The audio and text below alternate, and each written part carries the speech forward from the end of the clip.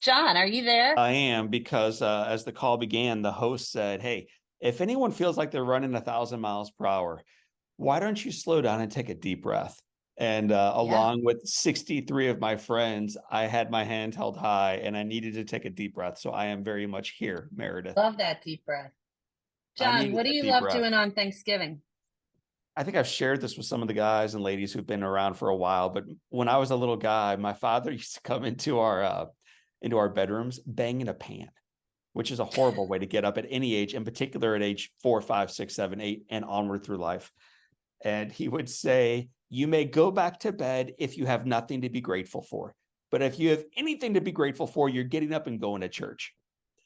And that was not his way of giving an option out. That was his way of saying, "Get your freaking rear end out of bed, get some khaki pants on. We go as a family." And so I resented him as a kid and I model him as an adult. So in about 3 weeks, I'll be walking into my kids' rooms with a metal pan and a spoon, reminding them that they're all welcome to stay in bed if they've got nothing to be grateful for. And I think I'm gonna grab the baton and run for a little bit right now because I want to make sure folks have time to get inspired, participate actively, ask questions, and still have time to finish that last bite of peanut butter and jelly sandwich before we go back to work, back to retirement, back to the golf course, back to life. So, leaders, family, friends, colleagues, welcome to the Thanksgiving edition of our Live Inspired Together community. We call this thing today Beyond Writing a Check. How igniting a spirit of generosity in all aspects of life will change not only the world, but our world.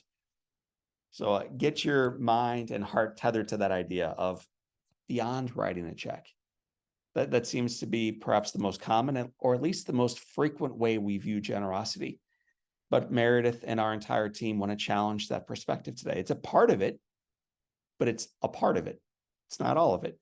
So we want to open up your heart and your mind. I'm going to share one of the most inspirational givers that I know. And by the way, I looked at the screen, Meredith, when you were welcoming everybody on, and I'm thinking as I look across the top of the Brady Bunch, like these folks already model this.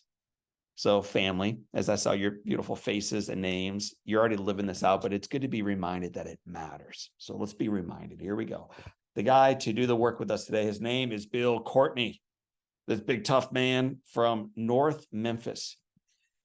Except if you know much about North Memphis, you would also probably know that Bill Courtney is not from there. He's from about 32 miles outside of North Memphis. He goes to work at North Memphis in a lumber yard. And when he is not working, he loves football. And the nearest team he could find was this team at the Manassas High School. It is a 100% all black school. It is 100% free and reduced lunch. They struggle with graduation rate. They struggle in football. These kids struggle in life. And his job was to remind them not only of the gift of football, but of the divinity, the sanctity, the power of their lives. So about a decade ago, Bill Courtney stood up on the sideline and said, "Man, I want to serve these kids." That's where the story begins. What he is stepping into is a team that over the last 10 years has gone, Chuck Jansen, this is not good for the Chiefs, man. 4-96. This is some losing football. It's like a 4-96. In the last 2 years of his run as a coach of this high school, he has turned this program around profoundly. This is Coach Bill Courtney. And yet, as he and I were talking, preparing for today, he said, "Man, don't even share that stat." I'm like, Bill, I have to. He's like, "Well, tell him this one instead, because this is the one he loves." In his last 2 years of coaching football, 35 of his 36 graduating seniors went on to college. He said, "John, this was not happening before I stepped into this program. That's totally what I'm not most proud of. Not the scoreboard, but the classroom." So we started talking about how that pivoted, what changed. Well, he said to me, "John, you think football builds character? It does not. Football reveals character." So his job was to reveal the character that was being modeled by these young people and then to remind them how they could shape it going forward for good. So that's what he set out to do. It started off kind of uphill. In year one, he was 3-3, about halfway through the season. And that's when he called in his captain and he said, "Man, what's up with these kids? It seems like only about half of them are fully all in." And the captain says, Coach, that's not true, man. They all care. We want to win ball games too. And have you ever, and just nod your head if you've been there, have you ever had a kid in your life who told you a half truth? You know what I mean? Like, how was your day? Fine. And you like knew right away, like something's missing here. There's more to the story. And whether it's a child or a coworker or a spouse, when you're picking up half truths, you pick up on half truths. So Coach Bill is not just about X's and O's on the gridiron. He's about teaching leadership, which means you got to listen. So he's listening to his captain and he's like, dude, something's wrong. What are you not telling me here? What are you not telling me? And that's when the captain dropped this line that shaped and changed the course of Bill Courtney's life. And in hearing it, it did the same for me. So I'm going to put the slide up so that you may see it. There it comes, people. Finally, the captain got honest and he said, Coach, they want to know if you are a turkey person. And maybe like you and me, Coach Bill Courtney had no idea what a turkey person was. So he asked him. And that's when the captain said, Coach, we are a struggling community. We're underprivileged. And a lot of folks in the higher net worth areas like to come out on Thanksgiving and Christmas. They like to drop off a pair of tennis shoes sometimes, or a turkey. They drop it off cold. They roll up the window. They relock the doors and they leave our community. Coach, we call those people turkey people. And they want to know if you're that kind of people. And what stunned and hurt Bill is that he realized he was. He was doing a little bit of time for that one season. Then he was going to go back into a better community, safer community, more of his type of community. But that challenge from that player and that team that day shaped the arc of his life, like I said to you. But not only his givers on this call, but the lives of other players that would come the following season, and almost for a decade worth of seasons. He was proving to them and himself, I'm not a turkey person, man. I'm here to serve you and I'm here to love you long term. So here we go. Let's start making sense out of what this means for us today. He changed this program. He changed these lives. He has not made their pathway easy, but he has reminded them the foundation is firm. There is royal blood coursing through their veins, and their best is yet to come if they choose it. If they choose it. Thanksgiving, my friends, near the end of the month, you and I get to celebrate that. But the thanks is the part that we celebrated on the front side of the call. Meredith did an incredible job kicking us off. It's this part, though, that I think proves out that we indeed are grateful people. Grateful people just love to give. They love to serve. They love to show up. Sometimes they'll write a check. Sometimes they'll drop off a turkey or two. But these are the kinds of folks that do it again and again and again, sometimes in the bright light, but frequently very quietly. In fact, on this call, several of you have reached out personally to write checks for this program that you're participating in today. One of you, I saw you ahead of time. I'm not going to call you up by name. You said, hey, John, I can't make it to the November 25th event, but I want to send 10 people for me. I just want you to find 10 people in need, and I want you to send them in my stead. And we've done that. That's the kind of people we have on this call. These aren't turkey people. These are givers who just keep showing up. I love you guys. I'm so grateful for you. It makes me emotional. So as we talk about giving, and this is when you get to let your fingers do the walking here. What else besides money can we give Live Inspired Together community? So I'm going to take it on the screen, off the screen for a moment, because I want to make sure whatever you type in stays within the chat and then I can read it.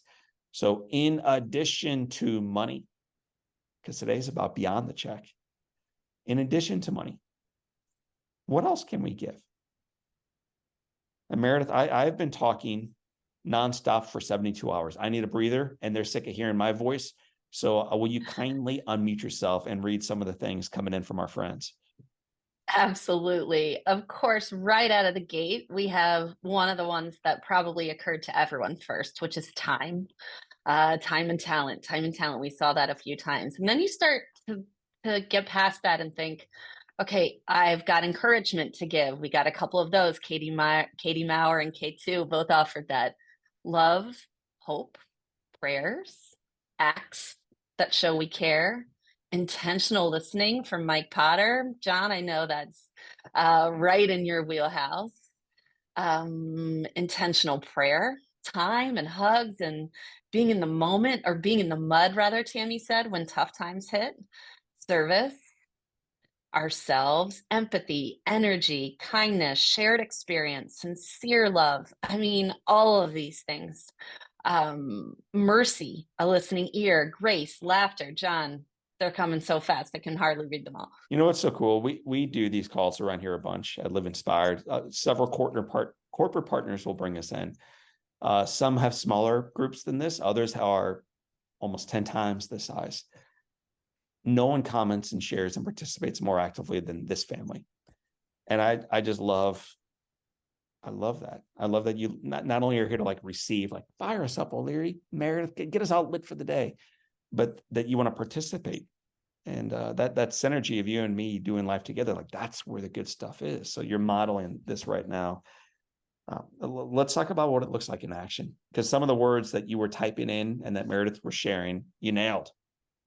I mean, you'll see this list that Sandy and Amy and Heather and Coach Matt and Meredith and I and some other colleagues came up with as we prepared for today. But you already called them out in real time. So what we try to do is to bucket them up into 3 separate areas to make them actionable for you this Thanksgiving season and beyond. So we're going to go through these one by one, starting with thinking generously, speaking generously, and then acting generously. So we'll go up to the tippity top of the spear with this concept of thinking generously. And right before COVID-19, I know you're like, oh, dude, don't talk about COVID today. Not for long. But I did have a book that came out called In Awe in the midst of this season. And we have a friend on the radio waves here in St. Louis. Her name is Jen Meyer. I love her because I went to school with her. I know her heart. I love her voice. I love her passion for others. And I'm going to show you a picture that I was able to take as we're promoting this book together.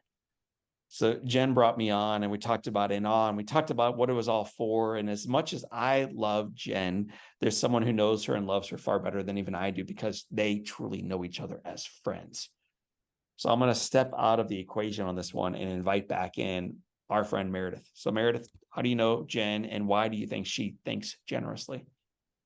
Yeah, John challenged me to come up with an example for thinking generously. And immediately my mind turned to Jen. She and I have been friends for 25 years at this point. We were pregnant at the same time twice. We went to each other's weddings. We've just been doing life together for a really long time.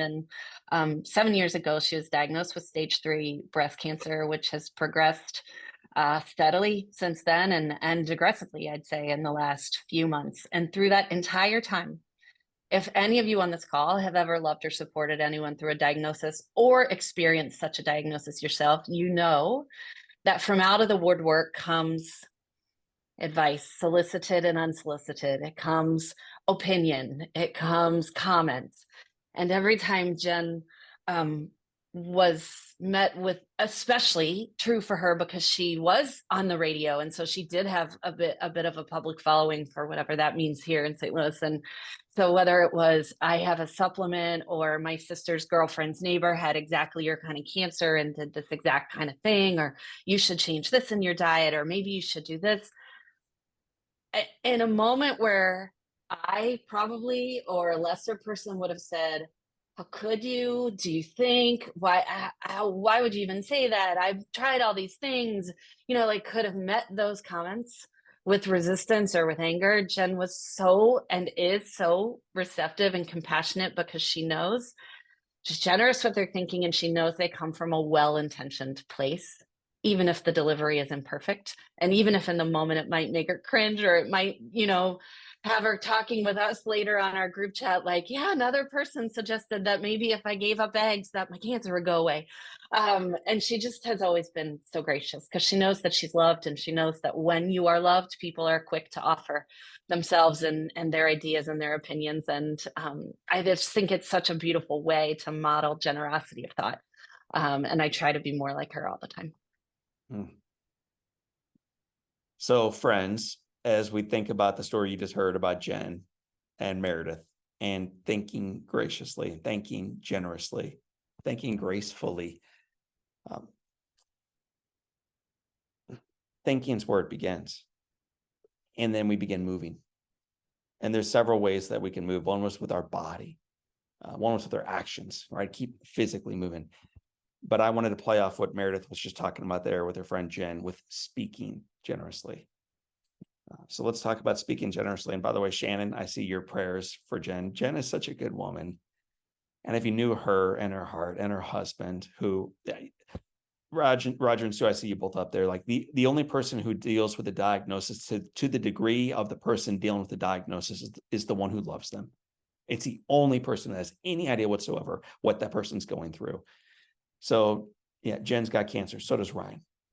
Different, but it's the same. And so do their kids. So thank you for the prayers for Jen. She needs them desperately right now. And I think we all do. So keep the prayers coming. And as we think differently and as we think generously going forward, then we ought to also speak generously. That's going to help us turn the page from 1 into 2 of our bullet points today. And when I think about someone who speaks so generously, the very first person that comes to mind is up there on the screen. I only want him up there for a moment because I want to see your face and I want you to see mine. But his name is Don Lee. And I talked to my mom about this a couple of years ago, and I shared the story with some of our friends in this community about the hardest day for her. And for her, the hardest day the entire time little John was in the hospital was actually the day he had his fingers amputated. So this mother who is just barely hanging on, man. We've all been through moments like that where it's like one more thing and I will lose it.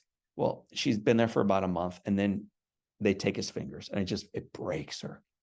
So at midnight that night, she leaves my room. She walks out to the waiting room. No one's there, of course, because it's midnight. It's quiet. It's dark. And in the corner, there's one guy. And it's Don Lee. He taught my brother English up at high school. And he was there grading papers. But more than grading papers, he was there just in case someone needed anything. He would be there, not overstepping his bounds, not kind of forcing himself into it. Just if they needed it, there he is.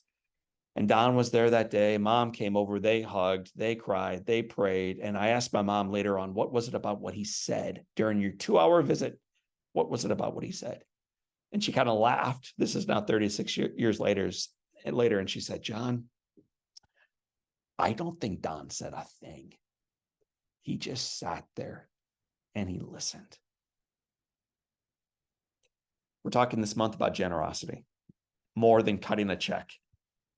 And so as we think about generosity and we think about gratitude and we think about what that looks like in action, my friends, undoubtedly, it does require us to speak differently.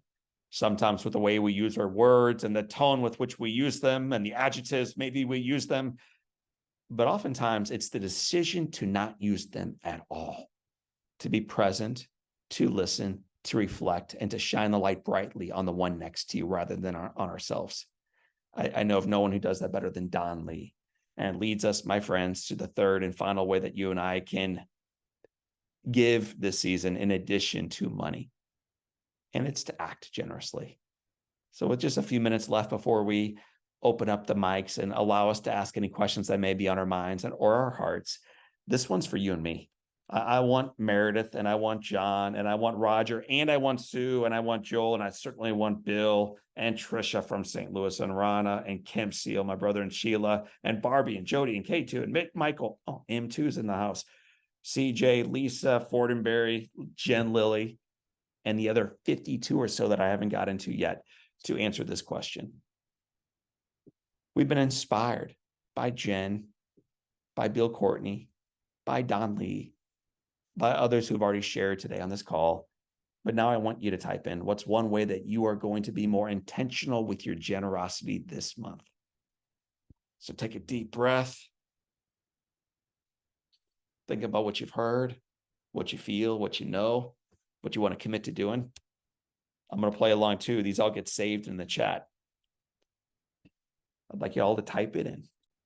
When we were prepping for this meeting, we couldn't help but acknowledge that this stretch of time that's coming up, November and December, is beautifully ripe with opportunity to be with family and be with friends. And with that, of course, sometimes comes some nuance, right? Like there are some gatherings that are easier than others. There are some conversations that are easier than others. Family you can't wait to get seated by at Thanksgiving, and others you feel like you got the short end of the stick. and thinking about how we can generously move through the next 2 months, um, as an appreciative noticer of effort when it's extended, of um, a listener of a story that you've already heard 3 times from an aunt, who can't help but tell it again. Vacation photos you saw a month ago that now you're sitting through again. Just the opportunity to be generous in the ways that we've talked about, exists in very, very small ways and in big ways too. John, I'm going to read some of these. K2, be aware of opportunities to help, pay attention, watch and look for new ones, just like I mentioned. Really listen and hear what someone's saying, what they need and what they truly are saying, then act on it. Lead and mentor from Pat. I love that. This is from Chris. We talked about this, John. It's like he was in our meeting, creating meaningful connections to our youth through awareness and education. I'm better at showing up for others and giving my soul, not as good at asking for help. So, Tammy K, be generous with space for other people to help you, right? Sometimes we do try to do it all on our own, and we have people on the other end. I mean, I know this is true for Jen, and I'm sure it's true for many people on this call, where someone just wants to be able to do something for you. And sometimes the simple act of saying yes to that, means much more than you'd know, to that person. Bill wants to be a better listener. John O, I'm going to be very intentional in slowing down, being present with the people I'm with and with them. Stop racing and start loving. I'm going to hold you to that, John. Me to it. And I'm going to hold Dave Gleason and Kelly and everyone else who's typing in to what you are committing to. So these do get saved. They do get shared in our team meeting. We are here to serve you. We are here in community to do life together. This is not an accidental happenstance collection of people who meet once a month and then hopefully don't mix again. We want to do life together. And I'm humble beyond words that you choose to come in here, turn your cameras on, open up your hearts, participate actively, and share life with us. We we go deep on these calls, as you guys all like. We go pretty deep. So I'm going to share a little bit of a pathway on where we're going next. Give you 2 exciting updates on what we have scheduled for you in your life with us, and then open it up for any questions that anyone wants to ask O'Leary, Meredith, or our broader community. So that's the pathway and that time that we have together. So let's rock and roll, people. Unbelievably, we're talking about December right now. So to me, if you told me like the pools were still open, I would believe you. It feels like it could be July. Apparently, we already are planning out what our December session is. It's going to be December 4th. We're going to be talking about decking the halls, people, getting more from the holiday season by doing less this holiday season. I think it's an important one that we ought to learn a little bit more about. This dude knows all about that. His name is Sean McNamara. This, by the way, is when I give you a quick update on all things Live Inspired movie time. Okay. So for those new in the house, we're doing a movie. I like it, why not? Why not think big about what's possible in life? So we are doing a full-length, full feature Hollywood movie shot here in my own backyard of St. Louis. And the director came in town 1 month ago, 2 days actually before you and I met for the last call. We took that picture. Then we took this one. This is with some of the production team. Then we took a little bit more of the production team who flew in town. So these are the folks that start pouring the foundation. Then they bring their team in town. So we took this picture, which is about a third of the room now gathered. There's more than 90 who are on foot, moving around, trying to pour the foundation thick from which we can leap off and shoot a full-length movie right here in town. It's an incredible team, and the humility and the way they work together blows me away. And the way they attract in incredible talent to play various individuals from within our story. I won't bore you by naming them all. You can look them up later on. But I mean, geez, William Macy is playing Jack Buck. Like, kind of just drop the mic on that one. And as lovely as that is to say and kind of brag about, each individual who has said yes was chosen by us to participate. They chose to step in. And as they've come alongside of us, each one has been more faithful and humble and inspired than the next. So this whole crew is just so lit up to tell this story of life perfectly. Not perfect life. Trust me, I live it. perfectly though, about what it looks like to serve and to love and to kiss woundedness and to finally recognize the ability to be redeemed in life, to do better tomorrow than you did yesterday. That's a calling. That's a takeaway, not only from a call like this, but hopefully from a movie like what we're working on. Sean McNamara is helping us tell that story. He's the director. He's beautiful. This guy right now, his name is Justin. I got to party with my boy Justin for about 8 hours on Saturday. And you're like, dude, are you hungover? No, it wasn't that kind of party. I don't know what you guys are, why you always have to go there. It wasn't that kind of party. It was a totally different kind of party. We partied together because, let me just show you what we did. Take a good look down there, Jen Lilly and Kelly Wallace. No, this guy's not my twin brother from another mother. You're not born like that. You're eventually burned like that. And there's no one else in the world, I don't think, that has hands that like that. So here's what happened. This is why I know that man so well. And this is why I'm wrapping with the story. We had a lot of complexity financially trying to get this movie off the ground. And it continues. So there were some hurdles we bumped into on Thursday and Friday with the state of Missouri specifically. So that's happening in real time. Then we do a table read. All the actors have flown in town to sit around this big horseshoe table and read On Fire. And it is intense and it's emotional and we're crying and laughing like it's doing what it's supposed to do. And this is just a table read, not acting. You're just reading your lines. And it was awesome. Then we leave that room, and at 5:30, Sean McNamara gets a phone call that the hands that have been created now for more than a month up in Vancouver were confiscated at the border. They think that there's somehow drugs tucked within these hands. So they're not going to make it into the movie. They're not going to make it into St. Louis. We get them back out of jail in 2.5 weeks. That's not going to work, man. Shooting starts today. November 6th, we go live. We need the hands. I don't know what you would do if you found out that this movie you've invested 7 years in is about to fall apart. If you found out that there's struggles that we're dealing with in the state and with funding, if life is happening quickly and you're the director, here's what Sean McNamara did, fellow leaders. He said, all right, well, what's the plan B? What's the plan B? So we started brainstorming what plan B might look like. No anxiety, no anger, no how could they? Do they know how hard I've worked on this? None of that. We do that. Sean did not. He just focused on what he could, took a deep breath, Meredith, and said, how do we pivot? Let's control what we can. So that day, the art department, there's 17 of them on the ground, go out to stores. They buy all this stuff.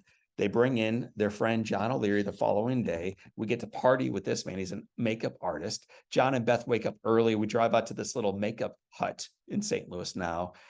And we spend all day dipping his right hand, left into these like jars. I don't even know if they were. I've been itching ever since. Okay, so this could be our last Live Inspired Together call. Who knows what they were putting on my hand?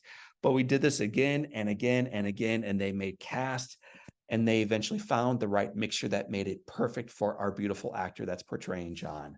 So that's a little bit of the background that led to today's scene when you heard Sean McNamara say the words and action. So that's cool. This is happening, man. We are lifting off. You've been reminded also that we're not just doing a movie this month. Like, why plan small? Why not do two mighty things in the same month? So I'm going to take a sip of water or whatever they have me sipping on here in the art department. And I'm going to let my friend Meredith step in. And before we open it up for any questions you have, just celebrate a little bit about our event coming up. Yes, yes, I cannot wait. So there's Sean. Where's Waldo? Right in the middle. This theater is sold out. Some of you on this call will be sitting in it. Many will not, as you're calling in from all over the country and the world. There are no more chairs left in this theater, and it's a testament to the mutual enthusiasm we share. You know, not just for having something fun to do on a Saturday night, not just even for John and getting to spend an hour with him, but because we know that the best is yet to come, and we know that this year coming fast at us in 2024 is going to present a whole other opportunity to live into the best version of ourselves that we know how to be. And we're thrilled. The awesome news is that literally everyone who's on this call who has not yet decided to join us, many have, and thank you for that. There's an opportunity for you to be there with us from wherever you are. You're at grandma's house, you're at your sister's house, you're at your own house, you're in the backyard, you're riding shotgun in the car, whatever device you have, we're streaming to it. And we've invested, John and I thought very long and hard about how to invest in this event. And I lobbied passionately for a beautiful live stream experience. And we are getting one. Multiple cameras, beautiful visuals, a whole production team. It's going to be awesome. And I just want to remind you that if you've not yet opted to join us, if you've not yet extended an invitation for those you care about who may not know John or who may not know how badly they need to hear a message of possibility, please do so. And join us. There are live stream tickets available right up into the day of the event on fireforgood.com. You can buy them there. John mentioned earlier little bumps in the road with the movie production process. No project is immune to that. If you have any problems getting live stream tickets on one device, try again on your laptop or on your tablet. If you still have problems, please let me know via Live Inspired Together or my email with John. We really want you all to be there, and we want it to be seamless. So I just invite you to come and see. Man, that's a great way to pass it back to me. I'm just going to steal the microphone. Chris, I saw what you wrote. I'm coming up from Florida, and I'm not going to name drop the various other folks on this call who I know are coming in or tuning in from where they are. But know that I'm speechless. Whether you're watching from your grandma's house 8 minutes down the street because you didn't feel like getting cold that day, and that's why you didn't go live, or you are driving 21 hours to join us, or you're walking across the street to join us, or you're tuning in live from South Carolina, where some of my friends on this call are going to be tuning in live streaming. I'm just so humbled by it. Like Meredith said, come and see. I have not told my wife what we're doing that night, other than I told her where she's got to be. And, I want her to look pretty. Comb your hair, Beth, please. Other than that, she's got no clue what the night is. My parents have no clue what the night is. My kids have no clue. All they know is that it's going to be the best professional night of their daddy's life, and they want to be there for it. So if you haven't yet checked it out, do it now. It's going to be phenomenal. I feel like a parent on Christmas Eve. I can't wait for you to wake up with us. That sounds weird, on November 25th, and be inspired by how beautiful your life is and how incredible it can still become. So that's exciting. So there's a lot going on this month, but as you know by now, friends, we like to unplug a little bit. We like to take a deep breath at some point and give you an opportunity to say, John, talk more about generosity or giving or Thanksgiving or movie making or events or whatever else might be on your mind, or making hands out of nothing. Talk more about that. So we have about 10 minutes left of our planned timing. And by the way, one of the questions was, is it going to be recorded? Absolutely. We'll send out more information in our Live Inspired Together community. But if there's any questions on your minds or hearts, feel free to unmute yourself or just type it in, and either way will work. Yeah, and just to address that more specifically, anyone who purchases the live stream event or attends the event in person will have access to a recording of the event to watch and share with others. John, I have a question that came in on a different platform this morning, which is, have you interacted much with the cast of the movie? Has that been weird? Has it been fun? Are they weirded out meeting you? Like, what's that whole engagement been like? Yeah. So last night they came over for dinner, and my brother, for those of you who know the story, my brother saved my life. We never, ever, ever, ever talk about it, but it is true. And so the kid who saved my life in the movie met the guy who saved my life 36 years ago. That's pretty intense. The guy who is portraying me is one of the most beautiful, humble guys I've ever met. The reason why I chose Joel Courtney has, I think, 6 million followers on Instagram. So he's kind of like a thing among the younger population in particular. He was in a movie over the last summer called Jesus Revolution, and Super 8 before that was Steven Spielberg. And this guy's an actor. Why I chose Joel is because I watched his wedding video, and the way he looked at his wife the whole time. You can't fake it. You can't fake it the entire video. Like, the way he loved her and loves life and is joy is what I wanted our audience to receive. So I've been not only following these guys and choosing these folks, but now getting to do life with them and to see them as humble and as beautiful as I thought they would be. So Joel was at dinner last night. The lady playing my wife, Beth, her name is Macy McLean. She's beautiful. And I'm talking about her heart, although she's pretty. Macy's a beautiful lady. And to see her interact with my mom and treat her with respect and pet the dog and things you do in a family, man. Like we just had a family dinner last night with the family who will be portraying the family. It has been so surreal and so encouraging to know that people who are successful can remain so grounded. Everybody who is part of this is wildly successful and shockingly humble. So I think I want you all to know that, like, the people eventually that you'll see on the silver screen are good people. Couple questions coming in about extras. I'll answer one. I'm going to give you another. The status of extras and participating in extras has been a wild ride. Like, so much of the machine of this movie making, obviously all of it is new to our team, and so much has come as a surprise. For folks that live in St. Louis, there will continue to be potential opportunities to join us as extras. John and I both harbored this like fantasy that there would be this open day at Busch Stadium and everyone we've ever known in our entire life could just easily come and be there and be included. And like, sometimes reality works out a little differently when you bring in 100-person movie making team with 10 different schedules that are changing 9 times a day with like, it just is crazy. So we don't really get much notice about when extras are needed or for how long.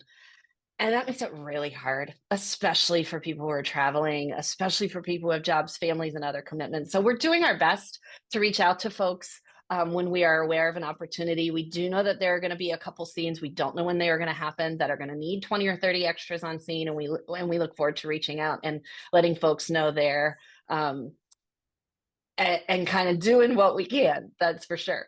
The other question, John, was, are you going to be in the movie? Are your kids going to be in the movie? Like, are there any little Easter egg extras that our community can get excited to see? There's so many Easter eggs that I'm going to tell y'all 1.5. Okay.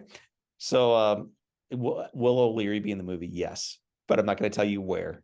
Go see the movie and let me know if you ever see him. But it's a cute scene. Sean McNamara will be in the movie, but I'm not telling you where. Go see the movie and you'll love it. Here's one thing that deeply moves me. And by the way, I keep this in our Live Inspired Together family. What have we got still? 60 or so on the call. Jack Buck probably saved my life. Encouragement can do that in a marketplace that offers very little of it sometimes, where we feel on our own, on an island, depleted. And I was depleted as a little boy. And then that voice of a broadcaster came in and encouraged me. When he left, and this is the true story, when he left that day, he started crying, and a nurse came over to him, knelt down, and explained that the little boy was going to die. No hope. Well, the nurse portraying that is Jack Buck's granddaughter. She's an actress out of New York. Her name is Natalie Buck. She's a brilliant actor in her own right, but she's coming in to be part of this project. She does a lot more than that in the movie, but that's one of the lines she delivers. So she'll be on her knees looking up into a man who looks just like her granddaddy. Whew, what's that like? So that's intense.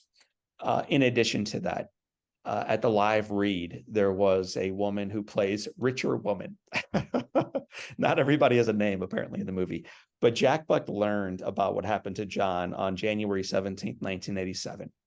So that's the day I was burned. He goes to a charity auction that night, and he overhears people talking about a little boy who probably won't make it. So there's 2 women in the movie and 1 man in between them talking about the little boy. And they're all actors except for one. And the one who's not is a radio voice in St. Louis named Julie Brooks. But before Julie Brooks got married, her name was Julie Buck. So, dude, emotional, man. You talk about why the live read was intense. You got the daughter of the man who saved the little boy's life in the room, serving as a rich woman, who whispers to another that a little boy was burned, probably won't make, like, so this is going on in real time, but the Easter eggs are, so many of these characters have DNA that tracks them back to the actual story. And they're not the main ones. They're not William H. Macy and all these big names. But anyone you see on screen, I promise you, has a reason for being on screen. This is very important for Sean McNamara to get right.